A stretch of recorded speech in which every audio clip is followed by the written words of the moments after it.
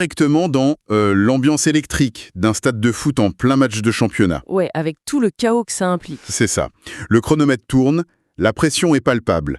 Et sur le bord du terrain, on a un jeune athlète, Ibrahim Baillé, qui s'apprête à entrer en jeu pour le Paris Saint-Germain. Un moment crucial pour un jeune joueur, c'est clair. Mais grave. Et on s'attend, dans ces moments-là, à ce que l'entraîneur délivre une avalanche de consignes tactiques, ultra pointues, tu vois. Ah oui, le fameux schéma d'ingénierie complexe pour verrouiller le milieu de terrain Ou exploiter une faille chez l'adversaire. Mais là, l'entraîneur, Luis Enrique, se tourne vers ce jeune joueur et lui pose une simple question, de 3 mots. Il lui demande « Tu veux jouer ?» C'est fou quand on y pense. Et cette scène qui s'est déroulée mercredi dernier lors de la victoire face au FC Nantes, l'équipe qu'on surnomme les Canaries d'ailleurs, elle a été captée en direct. Ouais, par les micros sur le bord de la touche. Exactement. C'est le journaliste homme de terrain pour Ligue 1+, Guillaume O'Haraud, qui a rapporté cette interaction. Et ça a ensuite été relayé par Foot Mercato. Tout à fait. Et sur le coup, quand on lit ça, ça peut ressembler à une simple boutade de gauche. C'est sûr, on pourrait juste sourire et passer à autre chose. Sauf que notre mission aujourd'hui, dans cette exploration en profondeur des sources qu'on a reçues, c'est pas de faire un simple compte-rendu sportif. Ah non, on va aller chercher bien plus loin que les résultats du match. Voilà. En fait, cette interaction furtive, elle cache une mécanique psychologique redoutable. On va essayer de comprendre comment une phrase aussi basique, presque enfantine en fait, peut radicalement transformer l'état d'esprit d'un individu sous haute pression. Parce que le contexte est vraiment la clé ici, hein. Exactement. Bon, décortiquons un peu tout ça. Pour comprendre le poids réel de cette question, on est obligé de regarder ce qui s'est passé avant. On ne peut pas analyser ce match du mercredi sans regarder le dimanche qui l'a précédé. C'est là que ça devient super intéressant. Parce que les sources documentent un contraste vraiment saisissant dans la gestion de ce joueur. Un contraste énorme, ouais. 3 jours seulement avant cette entrée en jeu contre Nantes, le PSG a affronté l'Olympique lyonnais. Et pour ce match-là, Ibrahim Baye, qui est quand même un jeune talent hyper prometteur... Champion d'Afrique sénégalais, il faut le rappeler. Champion d'Afrique, exactement. Eh bien, il n'était même pas convoqué. Rien du tout. Pas sur la feuille de match. Pas sur le banc de touche, rien. Il était totalement et physiquement écarté du groupe professionnel pour cette rencontre. Mais le grand écart est vertigineux. C'est un peu comme si, je sais pas, un jeune employé dans une boîte était totalement écarté d'un projet crucial le vendredi. Mis au placard, quoi. Ouais, mis au placard le vendredi pour se retrouver soudainement propulsé sur le devant de la scène, genre pour la présentation finale le mercredi suivant. C'est une super analogie. Du coup, d'un point de vue psychologique, comment une telle mise à l'écart, suivie d'une réintégration aussi rapide, ça impacte l'esprit d'un jeune pro? Ce passage soudain d'un extrême à l'autre, ça génère ce que la source décrit littéralement comme un flou. Et ce terme, il n'est pas utilisé par hasard. Le flou, ouais. Ça veut dire qu'il n'a plus aucun repère. C'est ça, quand un individu, surtout un jeune talent, qui est en phase d'apprentissage, est soudainement mis à l'écart sans explication immédiate, ça crée une charge cognitive énorme. L'esprit a horreur du vide, donc il cherche à le combler. Et généralement, on le comble avec des pensées négatives, non? Mais complètement. On commence à s'interroger sur sa propre valeur, sur les attentes de la hiérarchie. On va repenser à la moindre passe ratée lors de l'entraînement du mardi précédent en se disant que c'est de notre faute. La machine à ruminer se met en marche à fond. Le doute s'installe. Et le corps réagit aussi. La tension physique monte. Ah ouais? On se demande en boucle, est-ce que je fais encore partie des plans? Et c'est avec tout ce bagage-là, tout ce poids invisible accumulé depuis le dimanche, que le joueur se présente sur le bord du terrain ce fameux mercredi. Il n'est pas juste en train de s'échauffer physiquement, en fait. Non, il est en train d'essayer de survivre à une tempête mentale. Et c'est exactement l'état d'esprit dans lequel il se trouve quand Luis Enrique s'approche de lui. Le joueur est hyper vulnérable à cet instant précis. Et le rapport de force est totalement déséquilibré, j'imagine. Absolument. L'entraîneur, il a le pouvoir de vie ou de mort sur la carrière immédiate du joueur. Et le joueur vient juste de subir ce pouvoir avec l'exclusion de dimanche. C'est là que ça devient vraiment intéressant. Parce que c'est à ce moment de vulnérabilité extrême que tombe la fameuse question. Tu veux jouer? Ouais, c'est le point de bascule de notre histoire. Mais honnêtement, quand j'ai lu la source, j'ai eu un énorme moment de scepticisme. Je me suis dit, attends, ça paraît tellement évident? Oui, c'est un joueur pro. C'est son métier, c'est sa passion, il a lutté toute sa jeune vie pour arriver sur la pelouse du Parc des Princes, évidemment qu'il veut jouer. C'est ce que tout le monde se dirait au premier abord. Du coup, on peut se demander pourquoi un coach de ce niveau perdrait son temps à poser une question dont la réponse est une évidence absolue.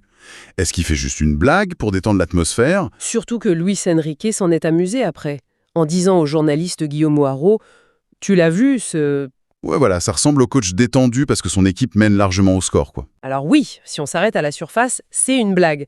Mais ce qui est fascinant ici, c'est la mécanique profonde de cette interaction. Dans le sport de haut niveau, comme dans beaucoup d'entreprises, la communication, elle est très descendante, très impérative. Tu veux dire le chef donne un ordre et l'autre exécute. Exactement. Le manager dit fais, tu entres sur le terrain, tu fais ci, tu fais ça.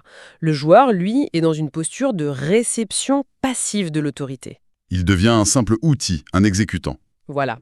Mais en posant cette question, tu veux jouer, Luis Enrique rompt consciemment cette dynamique. Il brise l'ordre hiérarchique classique. Parce qu'il force le joueur à répondre. C'est ça. Poser une question, ça exige une réponse. Ça oblige le joueur à verbaliser son désir, à formuler un grand oui. Et à la seconde où l'athlète dit oui, il n'est plus la victime passive des choix de son coach. Ah, d'accord. C'est comme s'il reprenait le pouvoir sur son propre destin à la seconde même. Tout à fait. Il s'engage activement. Ça court-circuite potentiellement toute l'anxiété qui était liée à son exclusion du match de dimanche. C'est brillant. Il passe d'une posture de « je dois y aller parce qu'on me l'ordonne » à « j'y vais parce que je l'ai demandé ». Et sur le plan cognitif, ça change absolument tout. C'est clair. Tu sais, si on prend quelqu'un qui est forcé de faire une tâche, son cerveau va chercher des excuses ou stresser. Mais si la personne réclame cette tâche, son cerveau se met direct en mode solution. C'est exactement la même mécanique mentale. Mais alors, qu'est-ce que tout cela signifie par rapport aux intentions réelles du coach? Est-ce qu'il avait vraiment calculé ce coup psychologique ou c'est juste de l'instinct? Les citations de l'article montrent que c'est hyper réfléchi. L'entraîneur admet lui-même que la question paraît évidente. Mais il insiste sur le fait qu'il est bon que les joueurs soient conscients de cette interaction. Ah ouais, il dit quoi exactement? Il déclare, je cite, « Je l'ai vu un peu plus libéré. C'est très important. Il est très jeune. Il a besoin de confiance. » Libéré et besoin de confiance. C'est quand même des mots très forts. C'est chirurgical. En disant ça, il confirme en creux que le joueur n'était pas libéré avant cette question. Ouais, qu'il souffrait vraiment de ce déficit de confiance à cause du fameux flou. Exactement. Si Enrique avait rajouté des directives tactiques hyper complexes à ce moment-là, ça aurait fait exploser la charge mentale du joueur. Ça l'aurait paralysé. Complètement. Donc à la place, il dissipe le brouillard avec cette question d'engagement. Tu sais à quoi ça me fait penser? Au mal des transports. Ah oui? Vas-y, explique. Quand tu as le mal des transports, c'est parce que tu es passager. Tu subis les virages, les coups de frein, et ton oreille interne perçoit le mouvement. Mais tes yeux, eux, ils fixent souvent l'intérieur de la voiture. Oui, donc le cerveau reçoit des signaux contradictoires. Voilà. Et du coup, le cerveau perd ses repères, et hop, la nausée monte. T'es complètement bloqué. Tu es physiquement impuissant face à la trajectoire de la voiture. C'est ça. Et le remède miracle, c'est quoi? C'est pas de donner au passager une carte détaillée de la route avec l'angle de chaque virage. C'est de le mettre à la place du conducteur. Et dès qu'il prend le volant, le mal disparaît. Exactement. Parce que son cerveau anticipe chaque mouvement. C'est lui qui initie le virage. Il a retrouvé son agence. Pour moi, Ibrahim Baye, c'était le passager malade à l'arrière depuis dimanche. Ah ouais! Il subissait la route et ça lui donnait la nausée psychologique? C'est une super métaphore. Et en lui demandant « Tu veux jouer ?», le coach lui tend carrément les clés de la voiture. C'est très juste. Si nous relions cela à une vision plus globale, l'objectif d'Enrique n'était pas tactique, il était purement psychologique. Il voulait infuser de la confiance à un jeune athlète. Et ça a marché, puisqu'il a fait une super entrée en jeu de 20 minutes. Ouais, il a été très actif sur le terrain. Et c'est là qu'il y a un vrai paradoxe dans la source que nous analysons. Un paradoxe? Comment ça? L'article précise bien que, malgré ce geste fort visant à libérer le joueur, le statut global d'Ibrahim Mbaye au sein de l'effectif demeure flou. Attends, quoi? Donc le flou continue, même après cette belle histoire du mercredi? Eh oui, c'est ça qui est dingue. On vient d'analyser comment l'entraîneur l'a libéré de ce flou pour qu'il joue bien, mais en réalité, sur le long terme, il maintient cette incertitude sur sa sélection pour les prochains matchs. Mais c'est hyper contradictoire. Comment tu peux d'un côté utiliser de la haute précision psychologique pour rassurer un mec et de l'autre, continuer à le garder dans l'incertitude? Ouais, ça n'a pas de sens. On lui donne de la confiance à la petite cuillère pour leur poire à la louche le lendemain. C'est vrai que ça paraît fou, mais en fait, ça illustre comment un leader peut gérer deux temporalités complètement différentes. Deux temporalités. Tu veux dire le court terme et le long terme? Exactement. Le court terme, c'est l'immédiateté de la performance. À l'instant T, quand le mec va sur le terrain, il ne doit pas douter. La confiance doit être totale. C'est là que le « tu veux jouer » intervient. D'accord. c'est le shoot de confiance instantané. Voilà. Mais sur le long terme, dans le développement d'un jeune athlète, si tu lui donnes trop de confort et de sécurité, il risque de se relâcher. Ah, je vois. Il perdrait cette faim, cette envie de se battre à l'entraînement. C'est ça. L'incertitude, le fameux flou maintenu par les choix du coach, ça agit comme une pression constante qui le force à se dépasser. C'est l'équilibre du funambule, en fait. Comment ça, le funambule?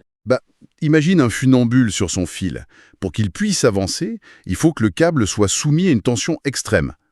Si le fil est détendu et confortable, le mec il s'écrase au sol. Ah oui, c'est clair. Donc le câble hypertendu, c'est le flou, c'est la pression à long terme. Ouais. Mais en même temps, le funambule il tient un grand balancier dans ses mains. S'il s'agrippe à ce balancier en étant complètement tétanisé par la peur, il va tomber aussi. Il doit avoir une prise souple. Voilà, une prise relâchée. Et pour moi, ce balancier tenu avec souplesse, c'est l'interaction du mercredi. C'est le « tu veux jouer à Lyon ?» L'entraîneur maintient la tension globale du fil avec l'incertitude, mais il s'assure que le joueur a les mains détendues au moment exact de faire son numéro. C'est une excellente façon de le visualiser. Ce management est d'une grande sophistication parce qu'il dose l'insécurité nécessaire à la croissance avec la sécurité immédiate indispensable à l'action. Et ça demande un timing parfait, hein, parce que si le coach avait posé cette question le lundi à l'entraînement, ça aurait fait un bide, non? Ah bah totalement. L'urgence n'était pas là. C'est vraiment la pression du match combinée à la simplicité de la question qui crée ce déblocage. C'est quand même super éloigné de ce qu'on voit dans nos environnements professionnels classiques, tu sais. C'est clair. Aujourd'hui, on a des tonnes de procédures, de fiches de poste, de réunions de cadrage pour éviter le moindre flou. Ouais, on considère le flou comme un défaut du système qu'il faut éradiquer à tout prix. Alors que là, la source en occupe qu'un flou soigneusement entretenu, s'il est contrebalancé par des moments de confiance pure, ça peut être un moteur de performance incroyable. À condition de ne pas se rater sur l'équilibre, quoi. Parce qu'un environnement tout flou, ça mène direct au burn-out. Bien sûr. Et un environnement avec zéro pression, ça mène à la complaisance. C'est vraiment un exercice délicat pour un leader. Un exercice organique, ouais, qui demande de lire l'humain en temps réel. Bon, si on résume un peu le voyage qu'on a fait aujourd'hui. Un sacré voyage émotionnel pour ce joueur d'ailleurs. Ah ouais, vertigineux.